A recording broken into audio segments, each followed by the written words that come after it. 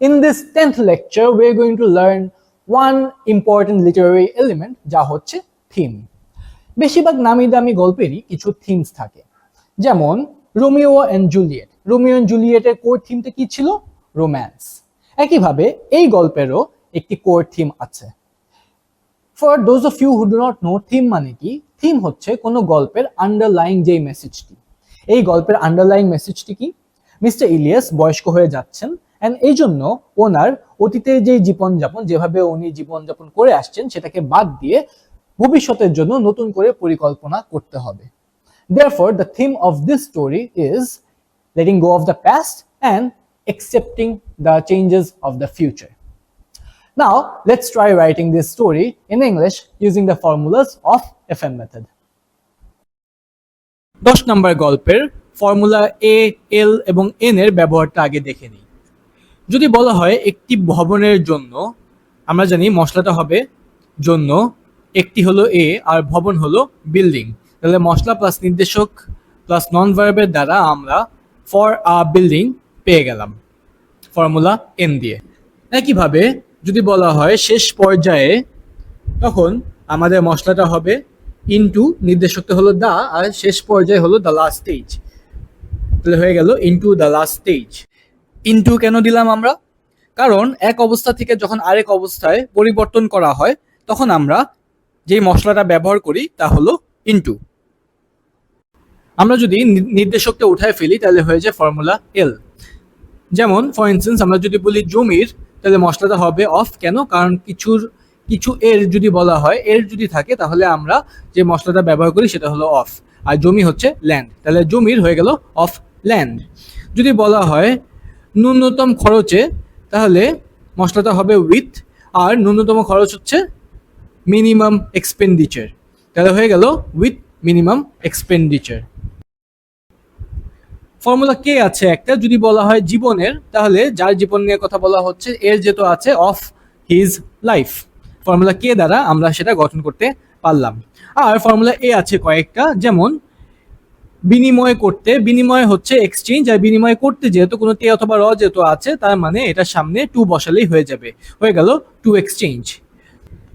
মুছে ফেলতে, মুছে ফেলা হচ্ছে ইরেজ, আর মুছে ফেলতে হয়ে গেল টু ইরেজ। প্রয়োগ করা হচ্ছে এক্সারসাইজ, প্রয়োগ করতে হলো টু এক্সারসাইজ। এই ছিল আমাদের ফর্মুলা এ, কে, এল, এন এর ব্যবহার এই গল্পে। The first sentence was, Mr. Ilias সারা জীবন এক টুকরা জমির মালিক ছিলেন। মিস্টার ইলিয়াস এক টুকরা জমির মালিক ছিলেন, আমি মালিক ছিলাম, তার মানে এটা হলো আমি ড্যাশ ছিলাম ধরনের বাক্য। ড্যাশের মধ্যে আমরা সবসময় কোনো নন ভার্ব বসাই। মালিক শব্দ দিয়ে যেহেতু কোনো কাজ করা বোঝাচ্ছে না, এটি একটি নন ভার্ব শব্দ। সো আমি ড্যাশ ছিলাম ধরনের কোনো বাক্যকে ইংলিশে গঠন করার জন্য আমরা যে ফর্মুলাটা ব্যবহার করি সেটা হচ্ছে আই ওয়াজ ড্যাশ। আয়ের জায়গায় বসবে বাক্যে যাকে নিয়ে কথা বলা হচ্ছে। কাকে নিয়ে কথা বলা হচ্ছে? মিস্টার ইলিয়াসকে নিয়ে কথা বলা হচ্ছে। সো আয়ের জায়গায় বসবে মিস্টার ইলিয়াস, ওয়াজই থাকবে, আর ড্যাশের জায়গায় বসবে মালিক। মালিক ইংলিশ হচ্ছে ওনার, একজন মালিক, অ্যান ওনার। তাহলে হয়ে গেল মিস্টার ইলিয়াস ওয়াজ অ্যান ওনার। এক টুকরার হলো অফ আ পিস, এটা আমরা ফর্মুলা এন দ্বারা গঠন করতে শিখতে পারি।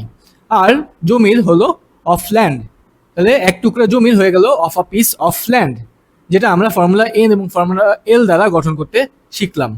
সারা জীবন হলো অল হিজ লাইফ, তাহলে পুরো বাক্যটা কি দাঁড়াচ্ছে? Mister Ilias was an owner of a piece of land all his life. Mister Ilias was an owner, এটা আমরা আই ওয়াজ ড্যাশ দিয়ে গঠন করতে শিখলাম।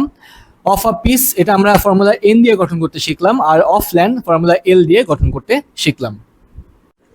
দ্য সেকেন্ড সেন্টেন্স ওয়াজ, ন্যূনতম খরচে কৃষিকাজে দক্ষতা অর্জন করতে এটি তাকে সক্ষম করেছিল। তাহলে এটি তাকে সক্ষম করেছিল, এটি হচ্ছে আমাদের গ্রেড 0 লেভেলের বাক্যটা। কোন গাছের বাক্য? সে শব্দটা যেহেতু করেছিল তার মানে একটি কাজ করা বোঝাচ্ছে, এই জন্য এটি ভার্বের ডালের বাক্য। পাতার ভিতরে যদি আমরা ঢুকে যাই, এটা কোন ধরনের বাক্য? সে করেছিল, আমি করেছিলাম, তার মানে আমি করেছিলাম ধরনের বাক্য। আমি করেছিলাম ধরনের কোনো বাক্যকে ইংলিশে গঠন করার জন্য আমরা যে ফর্মুলাটা ব্যবহার করি সেটা হলো আই ডিড। এই বাক্যে আমরা যেহেতু জানি না কি নিয়ে কথা বলা হচ্ছে, এই জন্য আয়ের জায়গায় বসায় দিব ইট, আর ডিডের জায়গায় বসবে সক্ষম করেছিল, যা হলো enabled, তাকে হচ্ছে হিম। তাহলে কি দাঁড়াচ্ছে, এটি তাকে সক্ষম করেছিল, ইট enabled হিম। কি করতে, প্রয়োগ করতে, যা আমরা ফর্মুলা এ দ্বারা একটু আগে শিখে আসছি, টু এক্সারসাইজ। কি প্রয়োগ করতে, তার কৃষি কাজের দক্ষতা, যা হলো হিজ ফার্মিং স্কিলস। আর বাকি থাকে ন্যূনতম খরচে, যা আমরা একটু আগে ফর্মুলা এল দ্বারা শিখে আসছি, উইথ মিনিমাম এক্সপেন্ডিচার। তাহলে ন্যূনতম খরচে কৃষি কাজে দক্ষতা অর্জন করতে এটা তাকে সক্ষম করেছিল, দাঁড়াচ্ছে ইট enabled him to exercise his farming skills with minimum expenditure. It enabled, এটা আমরা ইট আই ডিড দ্বারা গঠন করতে শিখলাম, টু এক্সারসাইজ ফর্মুলা এ দ্বারা, আর উইথ মিনিমাম এক্সপেন্ডিচার ফর্মুলা এল দ্বারা। 3 নম্বর বাক্যটি ছিল, কিন্তু সম্প্রতি তিনি বিদেশে ফসল রপ্তানি করার তার প্রত্যাশা মুছে ফেলতে শুরু করেছিলেন। কোন ডালের বাক্য, শেষের শব্দ যেহেতু শুরু করেছিলেন, যা দিয়ে একটি কাজ করা বোঝাচ্ছে, এই জন্য এটি একটি ভার্বের ডালের বাক্য। ফর্মুলাটা কি হবে, ফর্মুলাটা বোঝার জন্য আমাদের বাক্যের ধরনটা ধরতে হবে। তিনি শুরু করেছিলেন, আমি শুরু করেছিলাম, এটা হলো আমি করেছিলাম ধরনের বাক্য। আমি করেছিলাম ধরনের বাক্যকে ইংলিশে গঠন করার জন্য আমরা যে ফর্মুলাটা ব্যবহার করি সেটা হলো আই ডিড। আয়ের জায়গায় বসবে বাক্যে যাকে নিয়ে কথা বলা হচ্ছে, কাকে নিয়ে কথা বলা হচ্ছে, তিনি, যা হলো হি। আর ক্লোজ কিটে ডিডের জায়গায় বসবে শুরু করার ডিড রূপ। শুরু করেছিলেন হলো স্টার্টেড, হয়ে গেল হি স্টার্টেড। কি শুরু করেছিলেন, মুছে ফেলতে, যা আমরা একটু আগে ফর্মুলা এ দ্বারা শিখে আসছি, to erase. He started to erase. কি মুছে ফেলতে, তার প্রত্যাশা, যা হলো হিজ এক্সপেকটেশনস। তাহলে হি started to erase his expectations. কিসের প্রত্যাশা, ফসল রপ্তানি করার, যা আমরা ফর্মুলা এইচ দ্বারা গঠন করতে শিখি, অফ এক্সপোর্টিং। এটা আমরা ফর্মুলা এইচ দ্বারা গঠন করতে শিখতে পারি। আর ফসল হলো ক্রপস। তাহলে রপ্তানি করার হলো অফ এক্সপোর্টিং, আর ফসল হলো ক্রপস।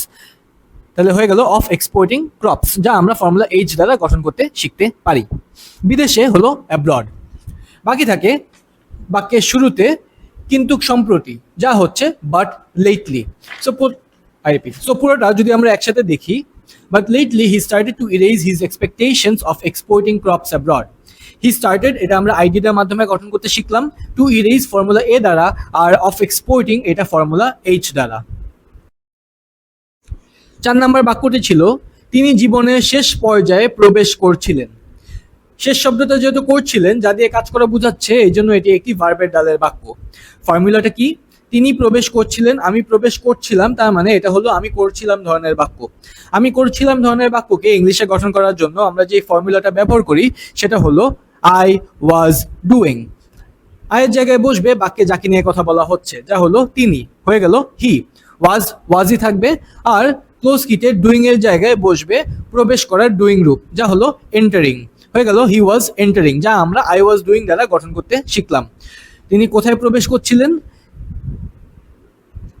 তার জীবনের শেষ পর্যায়ে। শেষ পর্যায়ে একটু আগে আমরা শিখে আসছি ইনটু দ্য লাস্ট স্টেজ, আর তার জীবনের হয়ে গেল অফ হিজ লাইফ, যা আমরা ফর্মুলা কে দ্বারা গঠন করতে শিখলাম।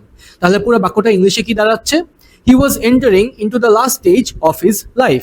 হি ওয়াজ এন্টারিং আমরা আই ওয়াজ ডুইং দিয়ে গঠন করতে শিখলাম, into the last stage formula N দ্বারা, আর অফ হিজ লাইফ ফর্মুলা কে দ্বারা। দ্য ফিফথ সেন্টেন্স ওয়াজ, তাই তার ভাই তাকে জমিটি একটি ভবনের জন্য বিনিময় করতে উৎসাহিত করছিলেন। শেষ শব্দটা হচ্ছে করছিলেন, যা দিয়ে একটি কাজ করা বোঝাচ্ছে, এই জন্য এটি একটি ভার্বের ডালের বাক্য। ফর্মুলাটা কি হবে, বাক্যের ধরনটা আগে বুঝে নেই। তিনি করছিলেন, আমি করছিলাম, তার মানে এটা হলো আমি করছিলাম ধরনের বাক্য। আমি করছিলাম ধরনের বাক্যকে ইংলিশে গঠন করার জন্য আমরা যেই ফর্মুলাটা ব্যবহার করি সেটা হলো আই ডিড। আয়ের জায়গায় বসবে বাক্যে যাকে নিয়ে কথা বলা হচ্ছিল। কে উৎসাহিত করছিল, তার ভাই, সো আয়ের জায়গায় বসবে হিজ ব্রাদার। ক্লোজ কিটে ডিডের জায়গায় বসবে উৎসাহিত করার ডিড রূপ, যা হলো এনকারেজড। তাহলে আই ডিডের মাধ্যমে আমরা পেয়ে গেলাম তার ভাই উৎসাহিত করছিল, হিজ ব্রাদার এনকারেজড তাকে, হিম। তাহলে হিজ ব্রাদার এনকারেজড হিম। বিনিময় করতে একটু আগে আমরা ফর্মুলা এ দ্বারা শিখে আসছি, টু এক্সচেঞ্জ। কি বিনিময় করতে, জমিটি, যা আমরা ফর্মুলা এম দ্বারা গঠন করতে শিখতে পারি, দ্য ল্যান্ড। কিসের জন্য, একটি ভবনের জন্য, যা আমরা ফর্মুলা এন দ্বারা শিখে আসছি, ফর আ বিল্ডিং। তাহলে পুরো বাক্যটা ইংলিশে কি দাঁড়াচ্ছে, so his brother encouraged him to exchange the land for a building. His brother encouraged এটা আমরা আইডিদের মাধ্যমে পেলাম, টু এক্সচেঞ্জ ফর্মুলা এ দ্বারা, দ্য ল্যান্ড ফর্মুলা এম দ্বারা, আর for a building formula N দ্বারা।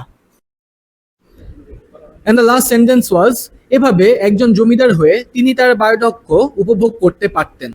এভাবে হচ্ছে দাস। একজন জমিদার হয়ে এটা আমরা ফর্মুলা আর দ্বারা গঠন করতে শিখতে পারি, বিং আ ল্যান্ডলর্ড। বাকি থাকে তিনি তার বার্ধক্য উপভোগ করতে পারতেন। কোন ডালের বাক্য? শেষের শব্দটা হচ্ছে করতে পারা, যা দিয়ে কাজ করা বোঝাচ্ছে, এই জন্য এটি একটি ভার্বের ডালের বাক্য। ফর্মুলাটা কি হবে? তিনি করতে পারতেন, আমি করতে পারতাম, তার মানে এটা হলো আমি করতে পারতাম ধরনের বাক্য। আমি করতে পারতাম ধরনের বাক্যকে এফএমসি ইংলিশ ট্রিয়ে লেভেল 2 তে পাওয়া যায়। আর এটাকে ইংলিশ করার জন্য যে ফর্মুলাটা আমরা ব্যবহার করি সেটা হচ্ছে আই কুড ডু। আয়ের জায়গায় বসবে তিনি, যা হলো হি কুড। ক্লোজ কিটে ডু এর জায়গায় বসবে উপভোগ করা, যা হলো এনজয়, হয়ে গেল হি কুড এনজয়। তার বার্ধক্য হলো হিজ ওল্ড এজ। তাহলে পুরো বাক্যটা ইংলিশে কি দাঁড়াচ্ছে? Thus, being a landlord, he could enjoy his old age. Being a landlord আমরা ফর্মুলা আর দ্বারা গঠন করতে শিখলাম, আর he could enjoy আমরা I could do দিয়ে গঠন করতে শিখলাম। So the whole story is Mr. Elias was an owner of a piece of land all his life.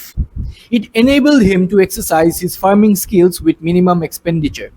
But lately, he started to erase his expectations of exporting crops abroad. He was entering into the last stage of his life, so his brother encouraged him to exchange the land for a building. Thus, being a landlord, he could enjoy his old age.